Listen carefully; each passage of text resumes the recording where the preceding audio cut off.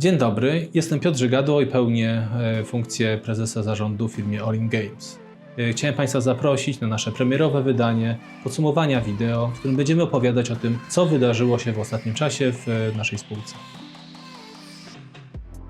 Rok 2020 był bardzo ciężki dla nas wszystkich. Pomimo takich trudności udało nam się w All In Games osiągnąć bardzo dużo. Rozbudowaliśmy zespół z 30 do ponad 100 osób i to wszystko w warunkach, kiedy co niektórzy nigdy nie mieli okazji spotkać się na żywo. Weszliśmy na giełdę, ale przede wszystkim wydaliśmy grę Ghost Runner, jeden z najgłośniejszych hitów minionego roku. 500 000 kopii sprzedaliśmy tylko w samym 2020, a ciągle jesteśmy bardzo zadowoleni z tego, jak wysoka sprzedaż się utrzymuje.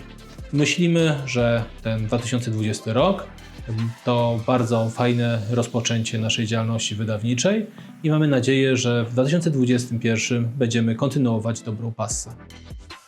Ostatnie miesiące to dla nas był głównie Ghost Runner. Najpierw oczekiwanie na premierę, potem oczekiwanie na wyniki, czytanie recenzji, obserwowanie radości graczy. Było to naprawdę bardzo satysfakcjonujące doświadczenie. Przy tej okazji chciałem się odnieść do często pojawiającego się pytania o wyniki. Dlaczego tak późno informujemy o oficjalnej wielkości sprzedaży? Proszę tutaj wziąć pod uwagę, że współpracujemy z firmą 505, która współpracuje z firmą Sony, Microsoft, Nintendo, z wieloma dystrybutorami na całym świecie. Zebranie tych wszystkich informacji razem zajmuje zwykle publisherowi troszeczkę czasu. Poprzez to, że nie działamy tutaj bezpośrednio, tylko z pośrednictwem 505. Musimy do tego dołożyć dodatkowe tygodnie, które sprawiają, że ten proces się troszeczkę wydłuża. Zima w branży gier jest okresem stosunkowo spokojnym. Po szaleństwie wyprzedaży świątecznych przychodzi miesiąc, dwa, kiedy stosunkowo niedużo się dzieje. Tak też było w tym roku w naszym przypadku. Po premierze Ghost Runnera czekaliśmy kilka miesięcy na kolejne wydarzenia. W tym przypadku razem z wiosną przyszła premiera Paradise Lost.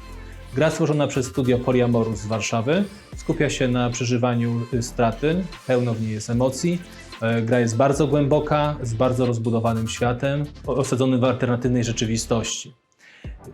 Była to dla nas bardzo udana premiera, jesteśmy bardzo zadowoleni. 12 000 kopii sprzedanych na samej platformie Steam w ciągu pierwszych kilku dni znacząco przekroczyło nasze oczekiwania.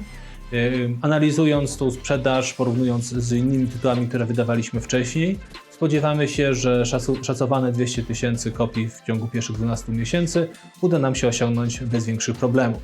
Bardzo nas to oczywiście cieszy.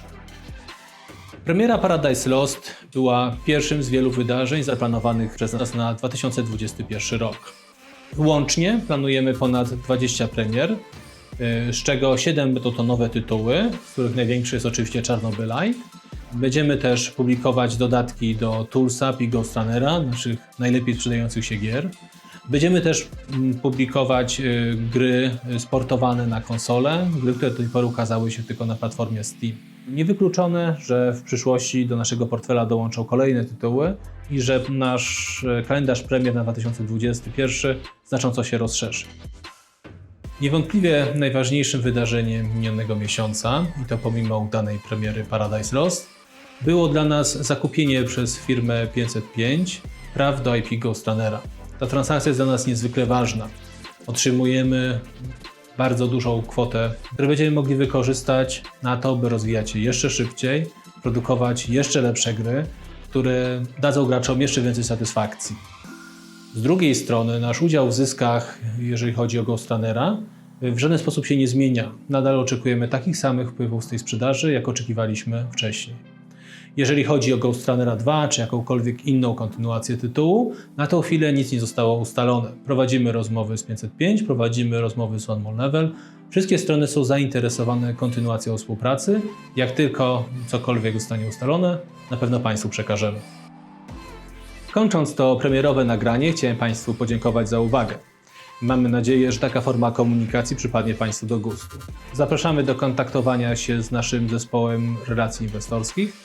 Chętnie wysłuchamy Państwa pytań, jeżeli możemy, to odpowiemy. Chętnie też dowiemy się, o czym byście chcieli Państwo posłuchać w kolejnym nagraniu. Bardzo dziękuję za uwagę i do zobaczenia następnym razem.